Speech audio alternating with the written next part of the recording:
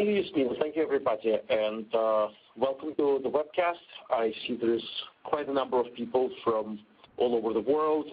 Buongiorno to my Italian colleagues, and добрый день, добрый вечер to the Russian colleagues, and I wish I knew all the languages that all of you speak. So today's topic is how things go viral. And we're going to talk about both the network aspects of, what is a viral message, where does it go, how does it come about, and also we'll talk a little bit about the content, what makes a message or a video or a web page or an article go viral. So, well, first of all, who am I? My name is Maksim Tsvetovat. I am the Chief Technology Officer of DeepMile Networks, a small company located in Northern Virginia, where we do social media analytics at a fairly massive scale. I call ourselves a boutique data science firm.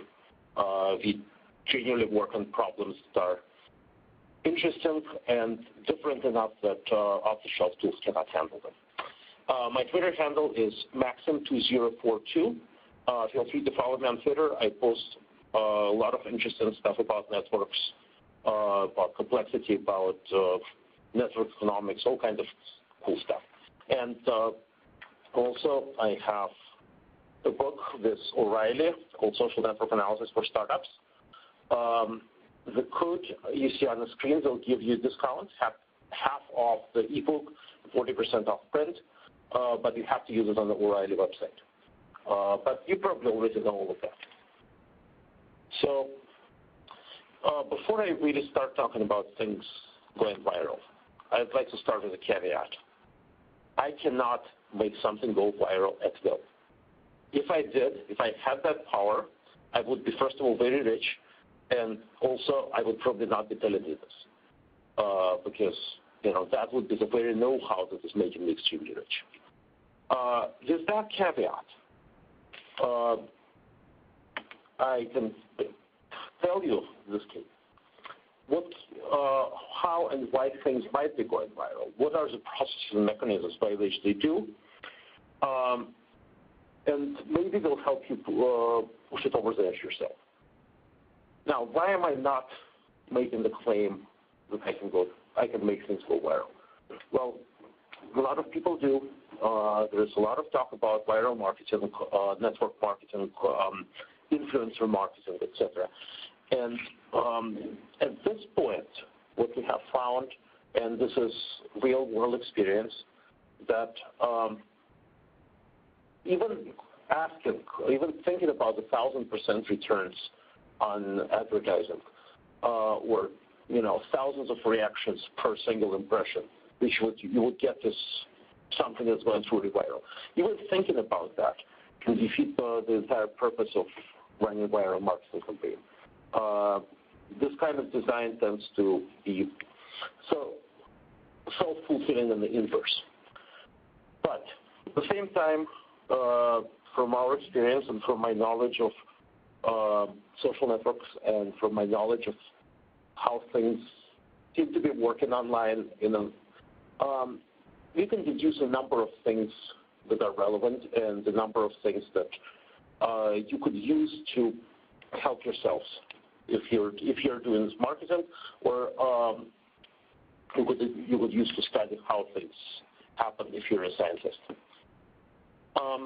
So before we go there, what's viral anyway? So this is our sort of naive representation. I received something very compelling, very interesting, and I forwarded it to 10 of my friends. Each of my friends forwarded it to 10 of their friends, so that gives us 100. Each of their friends forwarded it to their friends, that gives us 1,000, etc., 10,000, 100,000, million, 10 million. So, potentially within minutes of sending the message on, huge numbers of people have seen it. It happens fairly often, but also quite often it fails. Actually, as far as I know, in the audience right now is a guy from Moscow who was planning a viral marketing campaign last week. If he will be so kind as to share his results with chat, I don't think it quite worked, at least for my data. But there is a number of commonalities about this. Now, but when things do go viral indeed, they have what's called an exponential growth.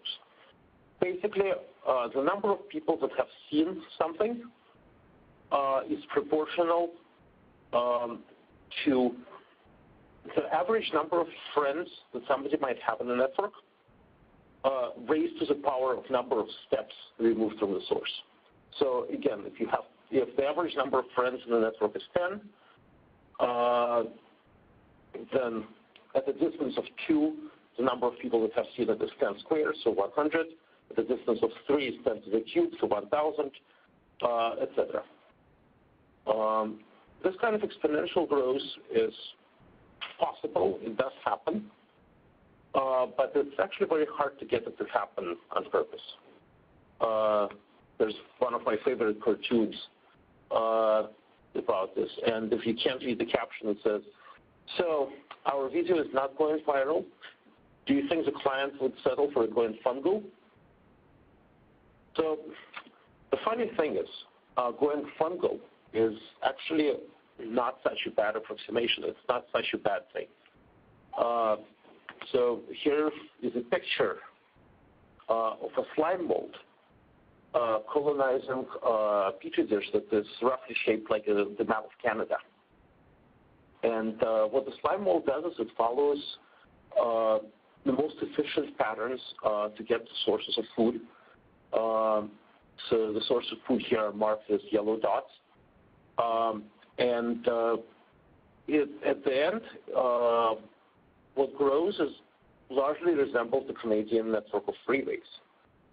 So it is actually the most efficient way to learn about what the landscape of your audience is.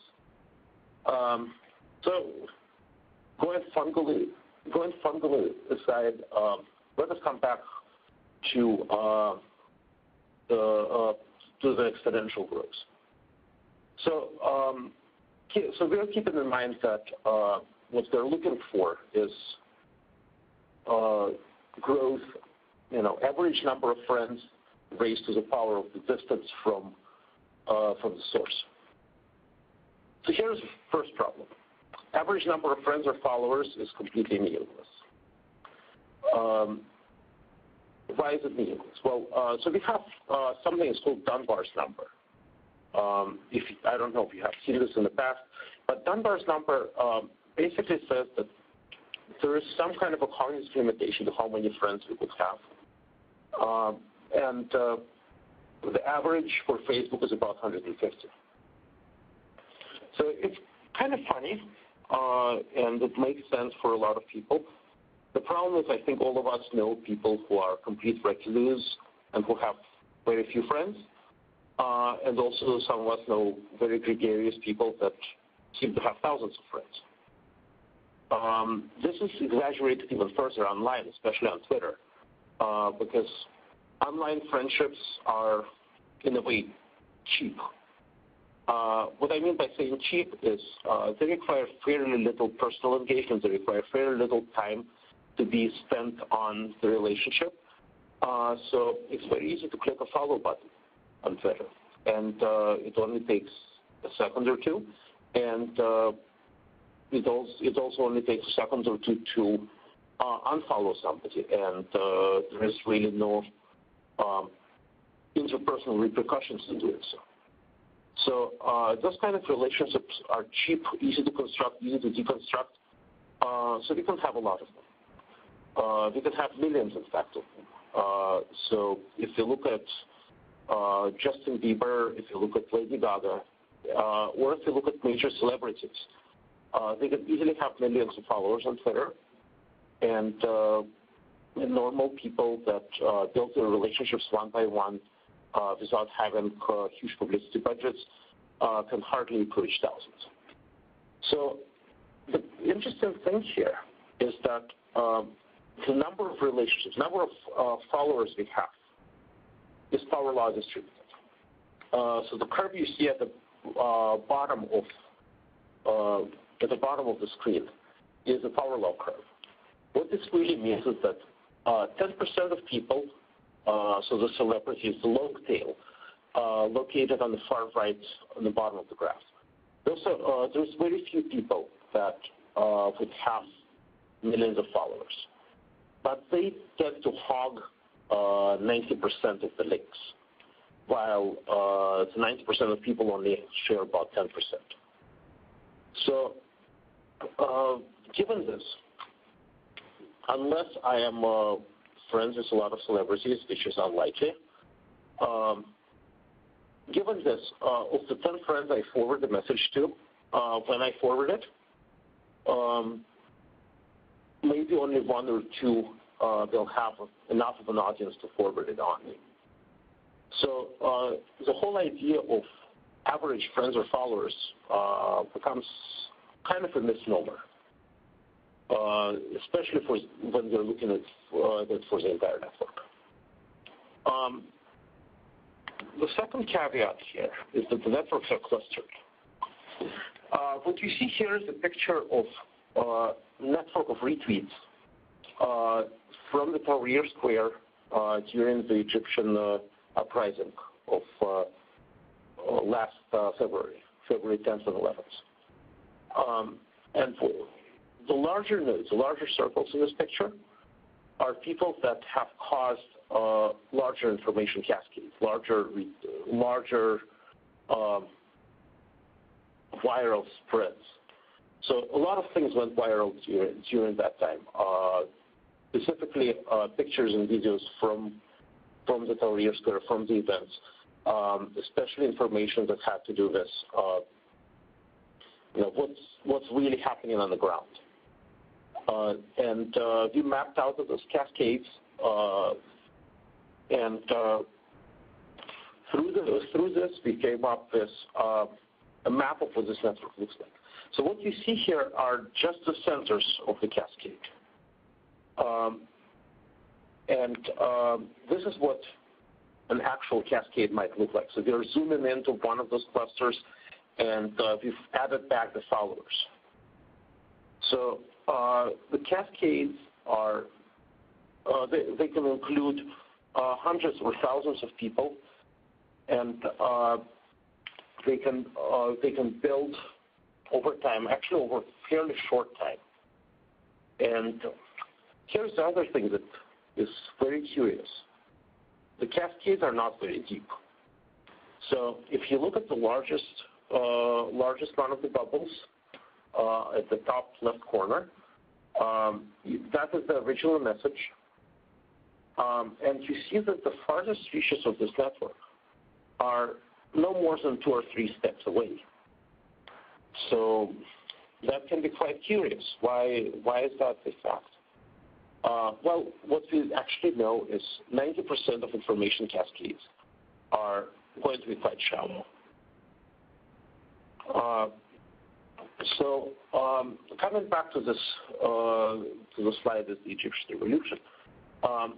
The other thing that you can see is that cascades are clustered. They're not uniform. They don't have a single message that runs through the network, takes over everything.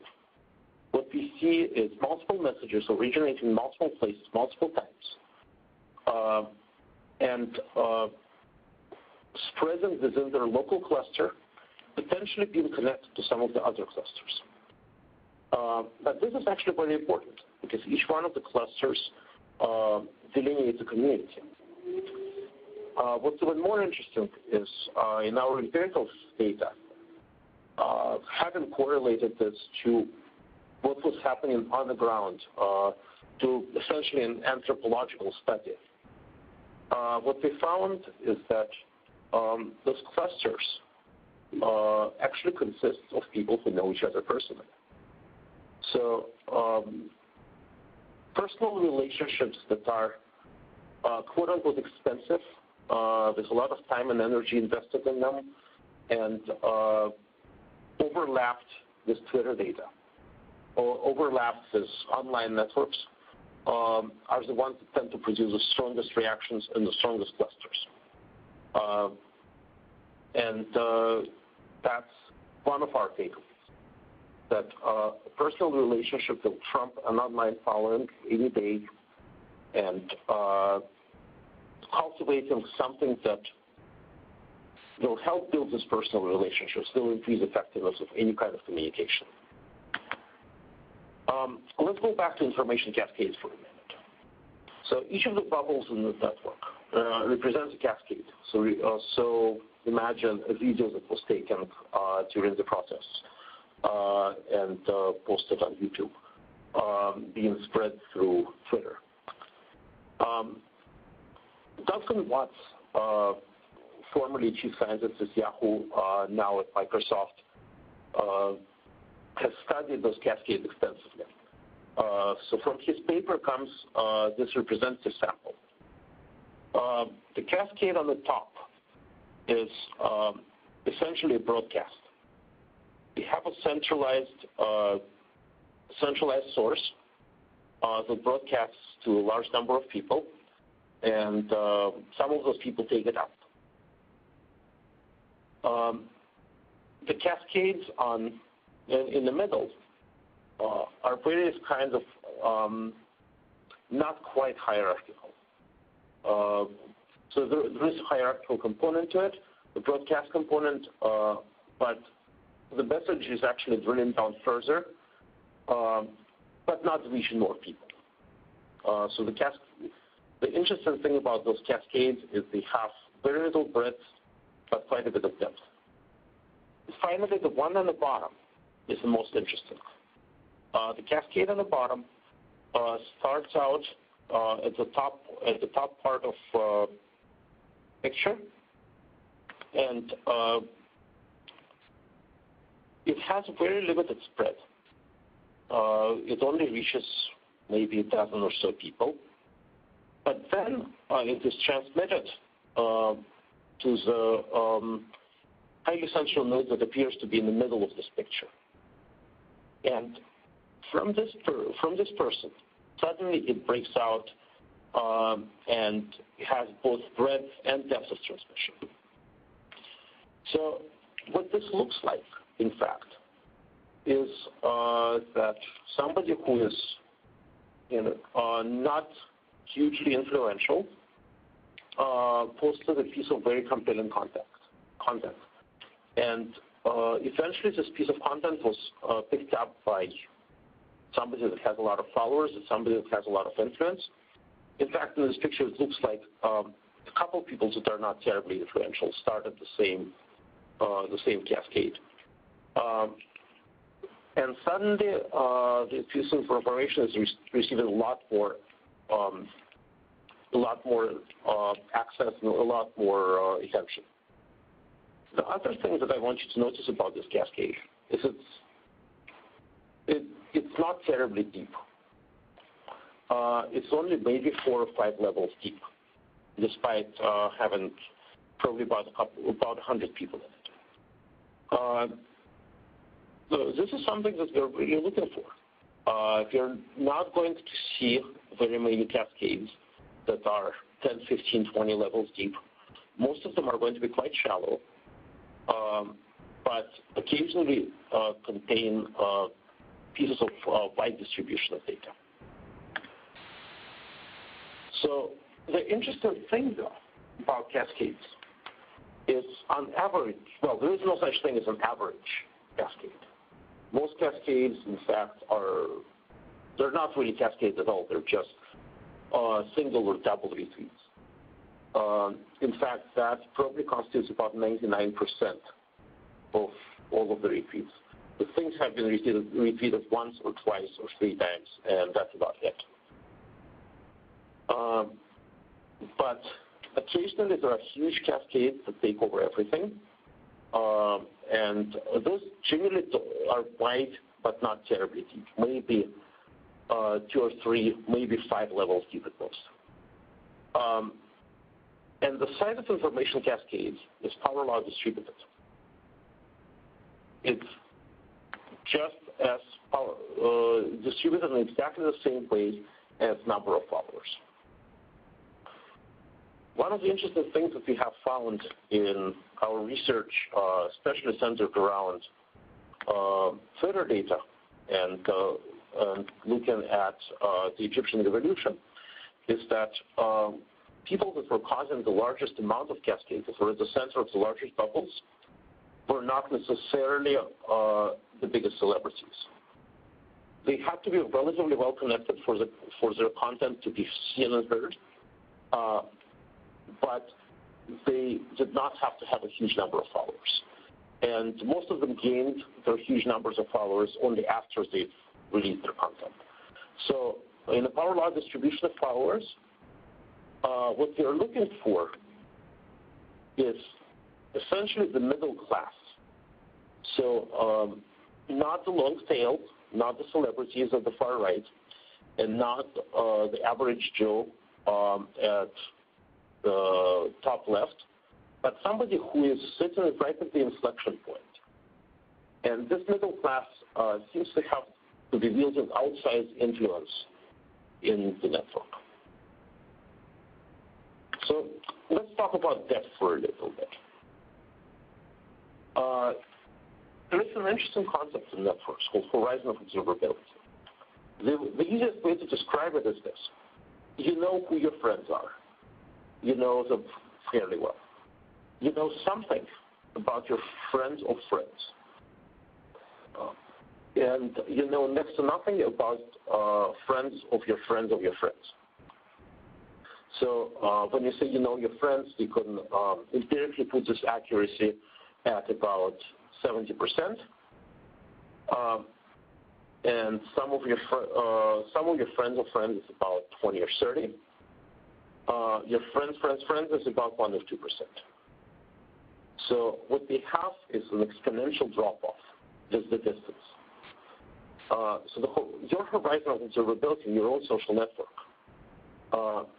is about 2. Actually, it's estimated at the number E, which is 2.71.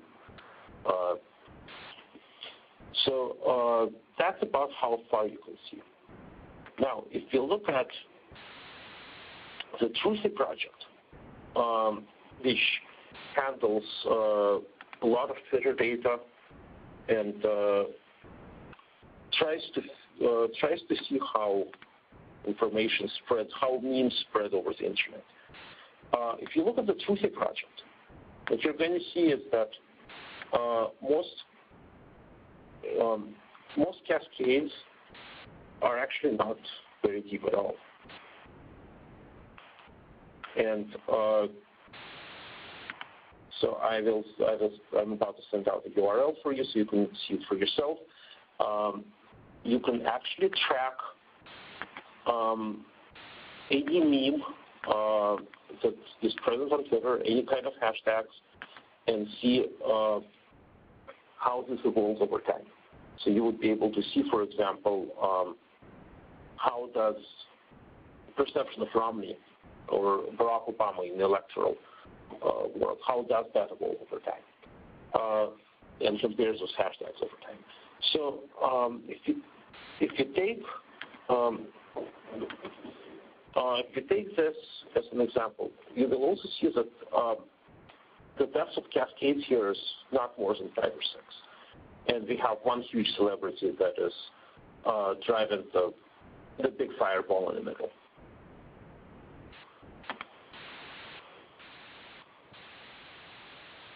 The problem number 2 is the fact that the message was received doesn't mean it will be forwarded on. And this is largely related to content, and this is largely related to how well the content will relate to you.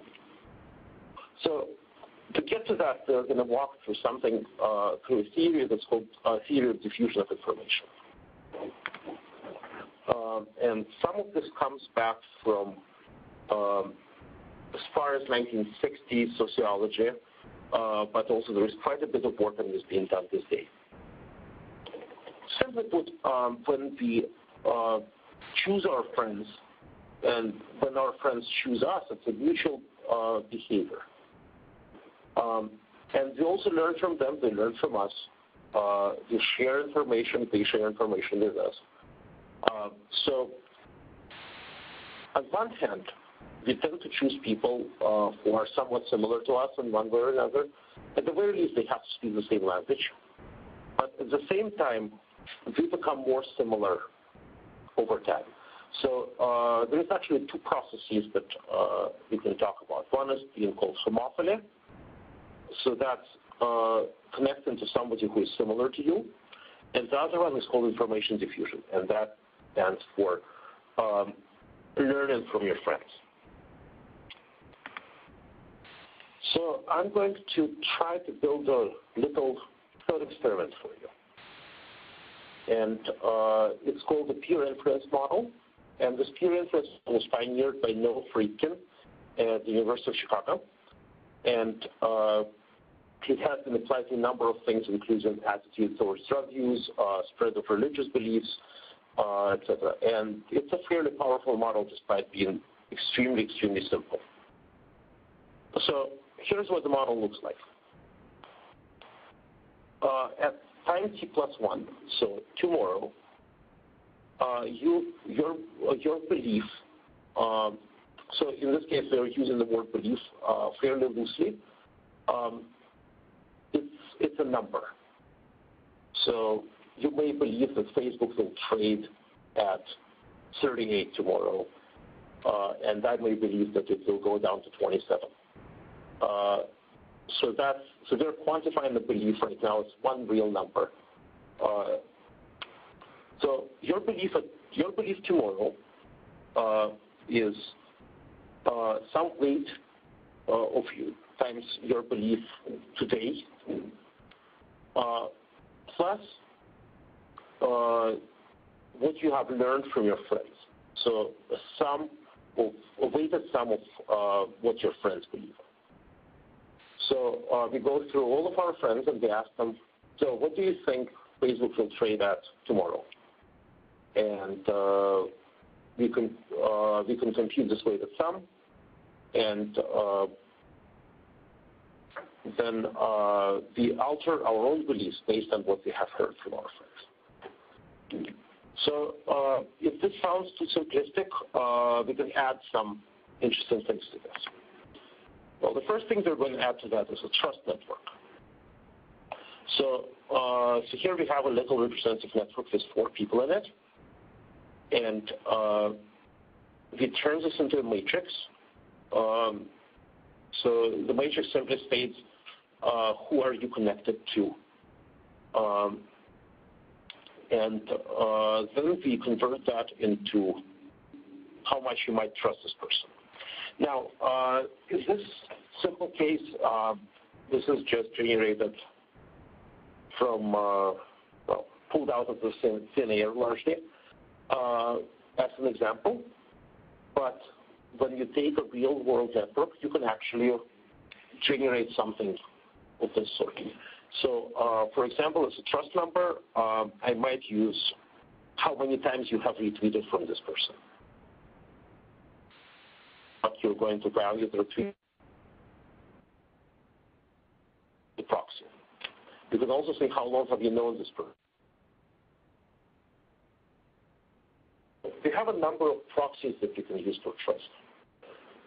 And the most important thing is here, it's just a very simple matrix that's derived from what our interpersonal network looks like. So we're going to have our little guys play guess a number game. We have to guess a number between 1 and 10. And number 1 guesses 1, number 2 guesses 3, number 3 guesses 5, and number 4 guesses 7. And notice also on the alpha equals 0.8. Well, alpha is what I call the gullibility number. How likely are you to trust what you know and what you see with your own eyes, as opposed to what others have told you? How much do you trust? So here we say that you give 20% to yourself and 80% to everyone else. So what happens here is we go over time from 1 to 7, and at time step 7 we have something resembling a consensus. So everybody is now guessing 3 to 5. Now, on every minute, let's say we're all perfectly gullible. So the exact, but the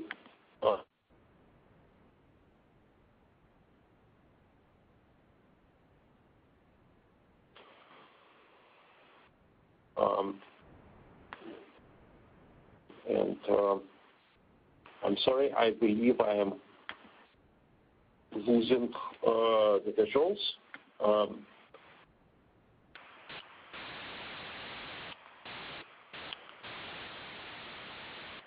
The slide is not refreshing. Just minute, could you help me out here?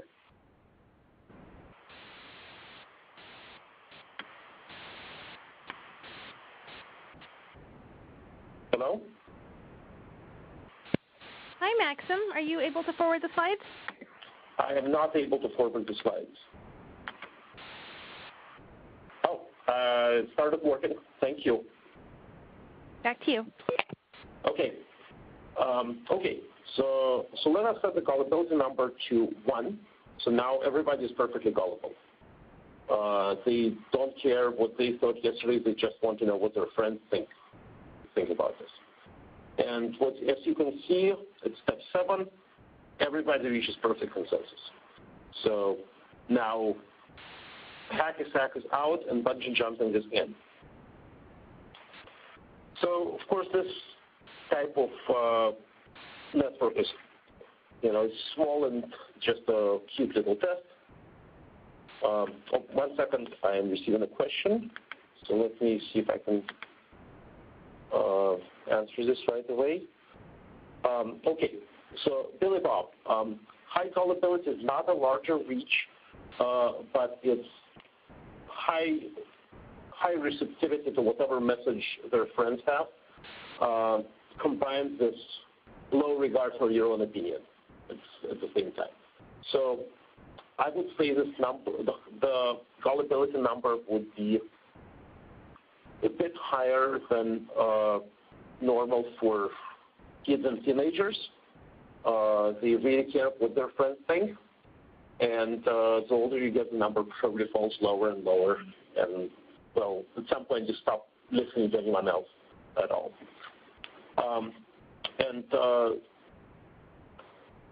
Paul, I do cover my tools in my book, including some of this stuff. The tool that I use is NetworkX with Python. And for the Egypt study, we were using quite a bit of custom code to collect and gather data. So you should refer back to my earlier webcast because I have gone through some of this in quite a bit of detail.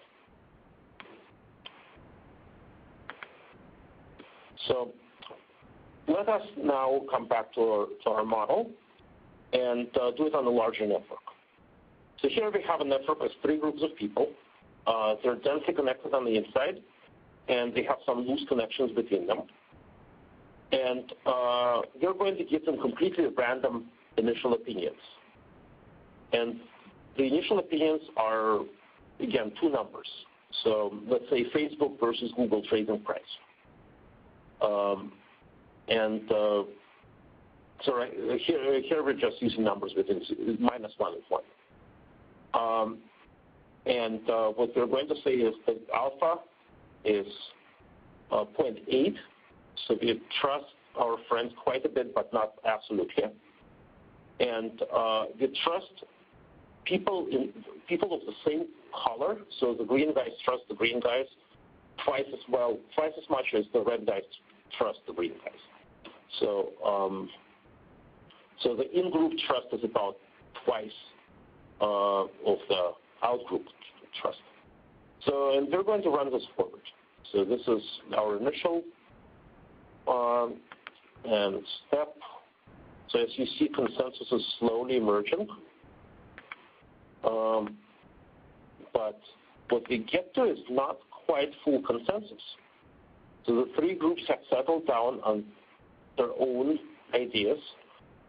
They have more or less averaged one of the two parameters, but have a bit of a spread in the other. Now, one of the reasons this is not the most realistic representation is the groups would have come together based on their opinions in the first place. So what you would end up with is, in the real world, is that the red group would be in one corner and the green group in another and the black group in the third. And they affect each other by pulling each other slowly to the center, but there would not be enough effect there. So this is a very, very simple model. There is no viral behavior in this, but what this tells you is that even if you go fungal, even if you choose slow propagation of data, we still get consensus. Eventually we still get information adoption. So to approach the idea of how things go viral, there is this critical mass. We need to make a next step. The next step was called the threshold model, and the idea is very simple. If enough of my friends do something, I will do it as well. So, I don't know if your mother has ever told you, if all your friends jump off the bridge, are you going to do that too? Well, it looks like at least some of the people are doing it. And looks like it is actually, the threshold models are actually at the root of adoption of some of the most interesting things on the internet, like Wikipedia. The example I like to give for this threshold model is the idea of a fax machine. So right here on the picture you have the Siemens fax machine that was produced in 1956. When the first Siemens fax machine came off the line, it was priced at modern equivalent of about $5,000, and it was completely and utterly useless. And the reason it was useless is there was no other fax machine it could transmit the message to. There was only the transmitter and not the recipient. So, of course, when the second fax machine came off the line, that immediately made the first fax machine much more useful, and the third, and the fourth, and the fifth. And in fact, the usefulness of a fax machine or any communication device ends up being proportional to the number of links possible between those communication devices. So it becomes proportional to the square of the number of devices read. So at some point in the late 80s, early 90s, the critical mass of fax machines was finally reached where it became an indispensable business tool. And not having a fax machine was basically a death sentence in business. Just as adoption of email did the same thing in the late 90s. So if you look at this as an economist would, we end up with cost curve. So the horizontal line is cost of participation, so cost of a fax machine, or in case of online work, the time that you spend contributing to Wikipedia. Any kind of cost number. At the same, and the sloped line is the benefit of participation. The benefit of participation grows quadratically as the number of people that have adopted. While cost of participation stays constant, or in fact in many cases cost of participation will go down over time. So where those two curves cross is where we get the critical mass. So our cost of participation, the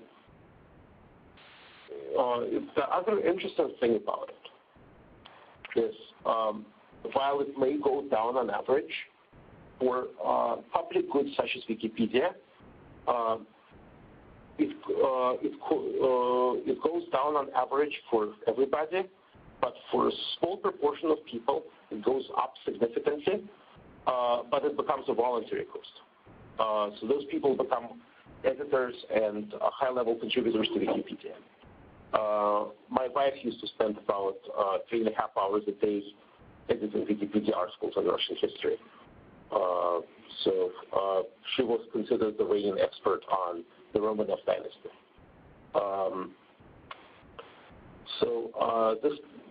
This kind of things tend to extract a high cost, but at the same time, they bring a high social benefit, such as having an incredible up-to-date encyclopedia available at all times. So let's come back to the notion of critical mass. So when the two curves cross, when we reach the critical mass, suddenly using something becomes better, becomes more advantageous than not using something. So at that point, the system becomes self-sustaining. Below critical mass, it requires some kind of care and feeding, some kind of attention attention to early adopters that allows the system to survive. So if you look at this at a higher scale, we have a slow growth. So the early adopters on the lower left-hand side of the graph, the early adopters are growing the system or growing the network slowly. If we don't reach a critical mass, eventually the early adopters run out of steam, they start dropping off, and our network will die. However, if we do reach that critical mass, now the system starts attracting its own new users, and transitions from linear growth to exponential growth, and eventually reaches a saturation point where everybody who cares to be on is already on. So that's the dream of any marketing executive in the world. So, however, we have a problem. Well, not so much of a problem as an effect. So networks are clustered. As I mentioned before, we have distinct subcommunities that are loosely connected with each other. The words that we use for this in the complexity world, complex system analysis world, is near decomposable systems. You can see each one of those communities as a separate entity, as a separate cluster. In fact, they might have separate culture, separate language, separate understanding of different terms. But at the same time, the subcommunities are connected to each other through people we call boundary spanners. So information can travel from one to the other. So in fact, what can happen is we grow to a critical mass, we grow to saturation, and we saturate the community. And then our idea may jump to the next community. And there is another saturation point, and another critical mass point, and another possibility that we will not reach it in time. The interesting thing is different platforms can reach saturation points in different geographical space or different language space, and not be anywhere close to critical mass in other places. For example, Orkut, the social network platform, has almost 100% saturation in Brazil, but almost zero saturation everywhere else, not even close to critical mass. While LiveJournal has very high penetration in Russia and among the role-playing gaming community, but very low penetration everywhere else. And the critical mass has not been reached elsewhere. So I think you probably know. I probably know your next question. Where is the critical mass? So if I really knew this for sure, I would be very rich and would only tell you for $1 million. Because this is literally the $1 million question in any marketing plan, in anything that has to do with adoption of innovation. I'll give you a hint. And this hint comes from some of the experiments I have done, both empirically and using simulation software.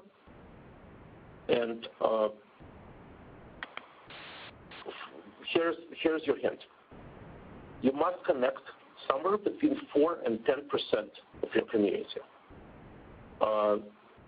And that's where you will transition from linear growth to quadratic or to exponential growth.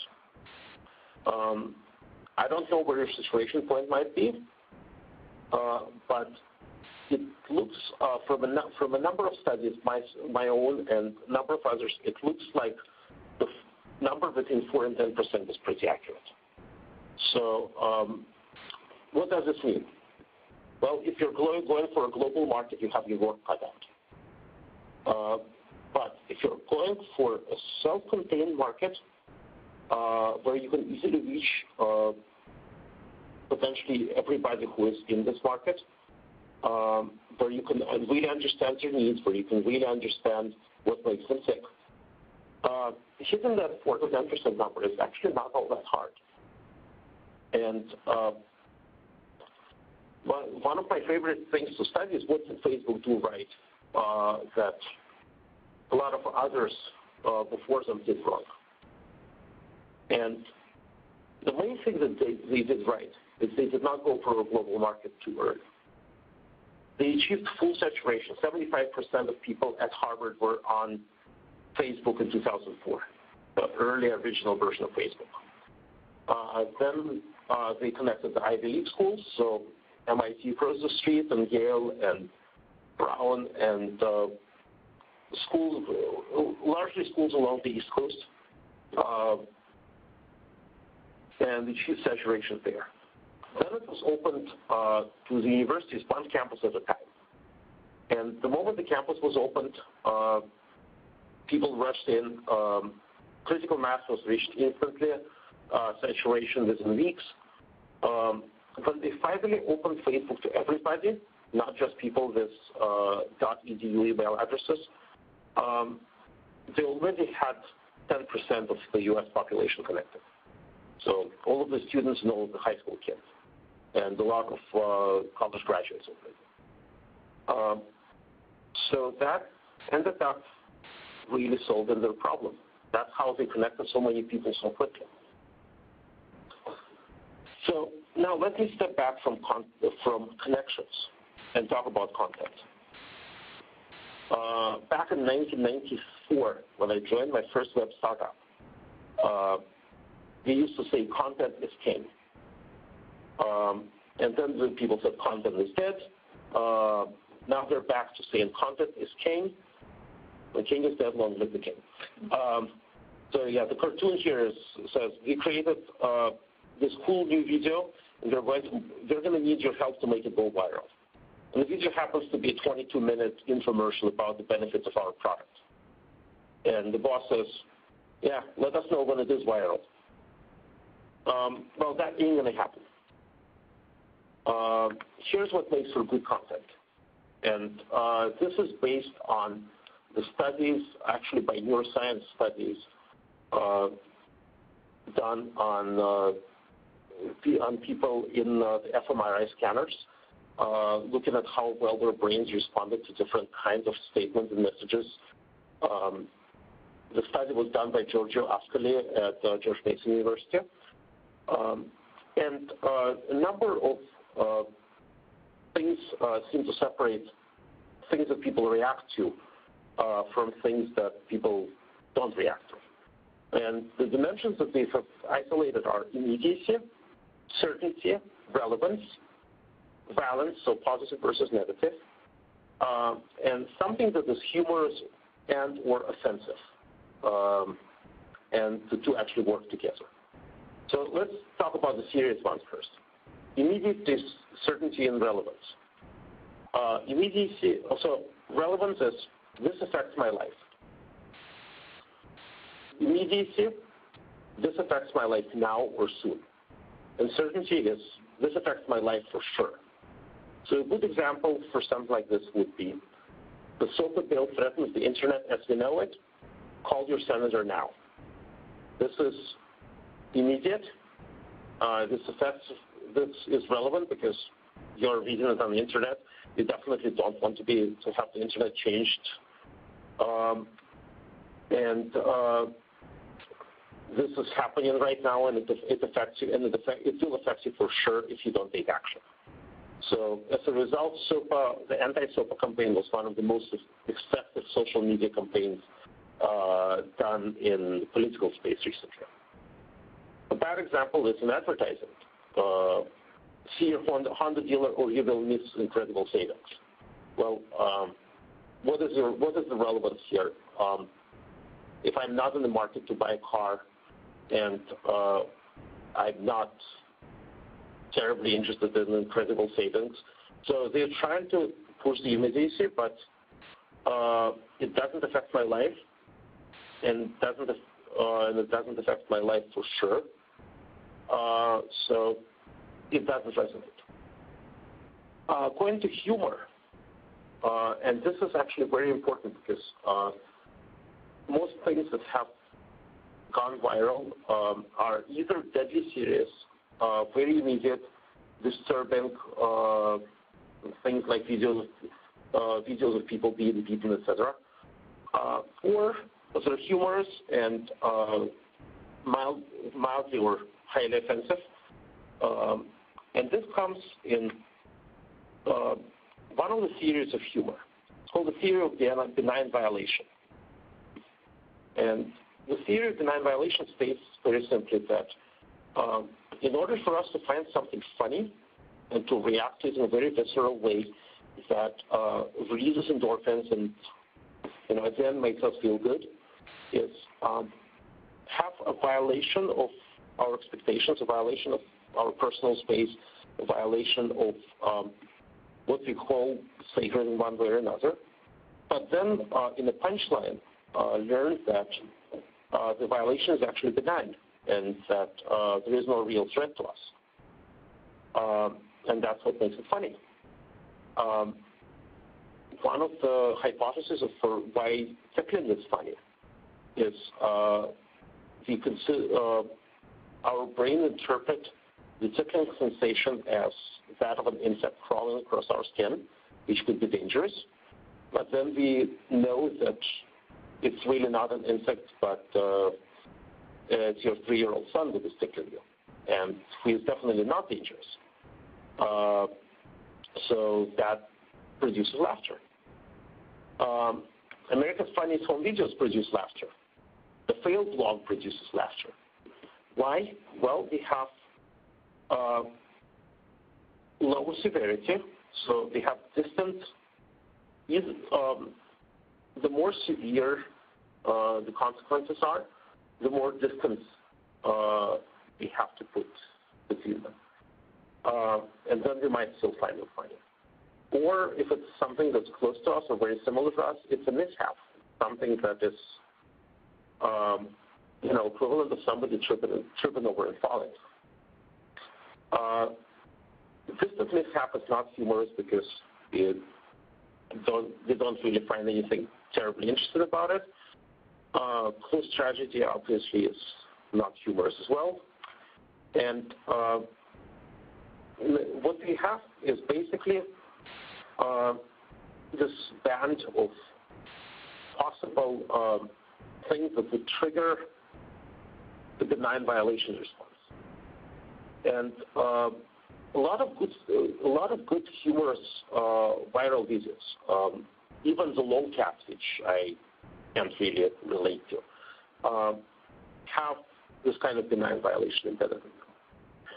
It's a violation of our expectations. It's something that is offensive or mildly offensive, but it is offensive in a way that doesn't trigger an anger response. It really triggers a response of Well, this is offensive, but it's really not.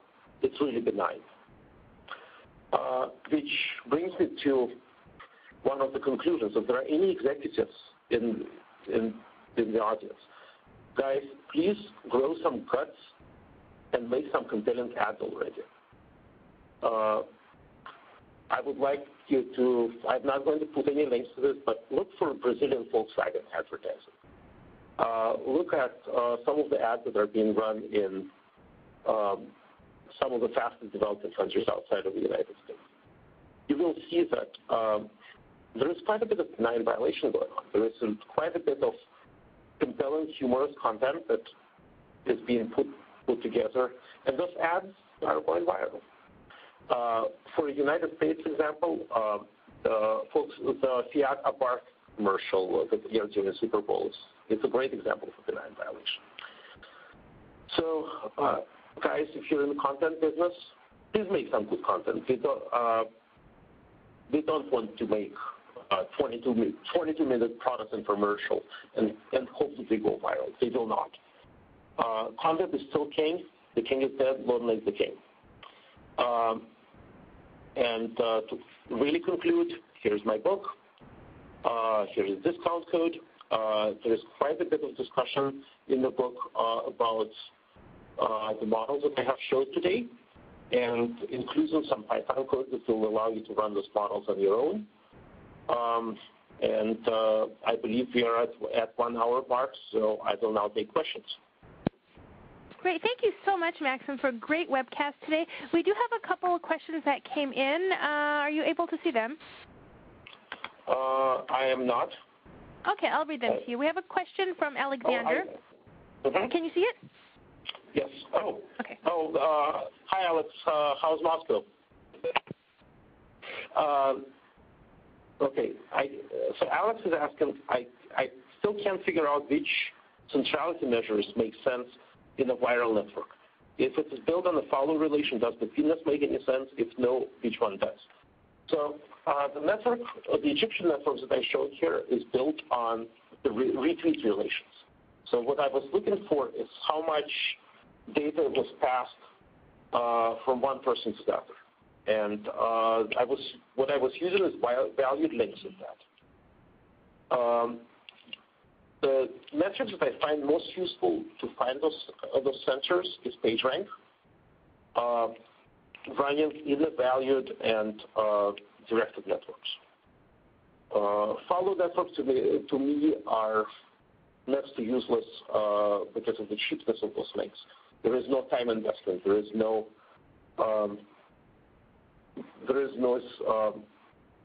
serious ongoing relationship. What I like to look at is mutual relations and relations where I can put a value to, where I can actually measure how much interaction is there. So repeat is one of the good ones. And Alex, you know where to find me. Feel free to follow up if you have more questions. Billy Bob, sorry if I missed it, but can you give a quick definition of connect in this context? Connect really, in the context of a threshold model, would be connecting to a network. So joining Facebook and connecting to your friends would be one of the examples. Adopting a piece of technology would be another one of the examples. So being one of the first people to buy an iPod and display it to your friends, being one of the first people to buy a Toyota Prius, etc. And in general, you have when you have network effects. So in any kind of communication technology, you join the network when you adopt this technology and start using it. So what they're looking for is benefits from communication. Therefore, connections means communication. So I hope that answers your question. And Brandon, what role have epidemiological models played in your research? I have studied the SIR epidemiological model, and in general, I have a slight problem is the idea of super spreaders and the idea of where the network degree is supremely important.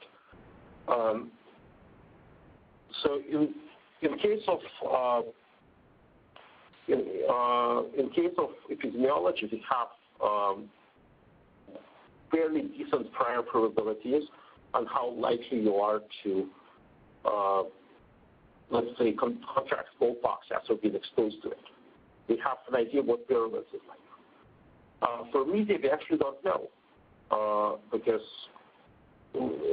different people carry different desires, different ideas, and you're not going to be able to estimate virulence for the entire for an pathogen or for a video.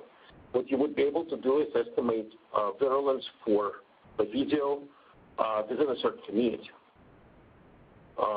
Things that one group of people find funny, other people will find highly offensive, which goes to my rant on the marketing people.